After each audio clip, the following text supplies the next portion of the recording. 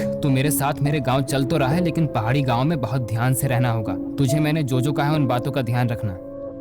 अरे हाँ भाई, समझ गया मैं तेरी बात। तू तो ऐसे डरा रहा है जैसे तेरे गांव में पैर रखते ही भूत मेरे पीछे पड़ जाएंगे। तुम लोगों ने खामखा अफवाहें फैलाई हुई हैं। पहाड़ों में मसूरी घूमने जाते हैं, शिमला घूमने जाते हैं, वहाँ भी तो सब 7 बजे के बाद बाहर निकलते हैं। वहाँ तो ऐसा कुछ नहीं होता। हाँ, लेकिन ये शिमला मनाली नहीं है। पहाड़ों के गांव और उन जगहों में बहुत फर्क है। अब गाड़ी में बैठ जा, हमें अंधेरा होने से पहले गांव पहुंचना है। मनीष उत्तराखंड के छोटे से गांव से आया था और दिल्ली में रहकर एक अच्छी नौकरी कर रहा था। बहुत टाइम बाद वो अपने घर वालों से मिलने जा रहा था। उसका दोस्त गौरव भी उसके साथ उसके गांव आकर गांव की खूबसूरती देखना चाहता था।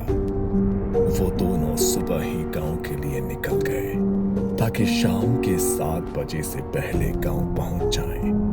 पहाड़ी गांव में अंधेरा होने के बाद अक्सर ही लोग घरों से बाहर नहीं निकलते, क्योंकि पहाड़ के रास्तों पर अंधेरा होने के बाद कुछ ऐसी घटनाएं होती हैं जो सामान्य नहीं होती। शाम के 6:30 बजे वो दोनों गांव पहुंच गए।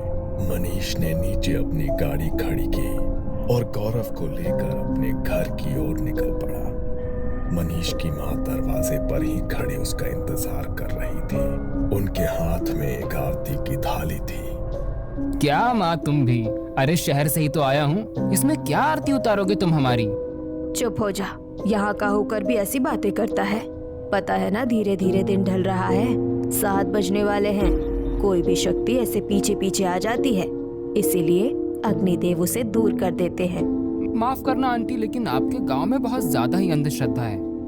हम शहरों में भी तो रात को 12-12 बजे अपने घर को आते हैं, लेकिन वहाँ तो ऐसा कुछ नहीं होता। तो यहाँ पर ही ऐसा क्यों होता है? बड़ों की बातों पर ज्यादा तर्क नहीं करते बेटा। बड़े जो कहते हैं ना, सोच समझ कर ही कहते हैं। अब तुम दोनों ज्यादा देर बाहर मत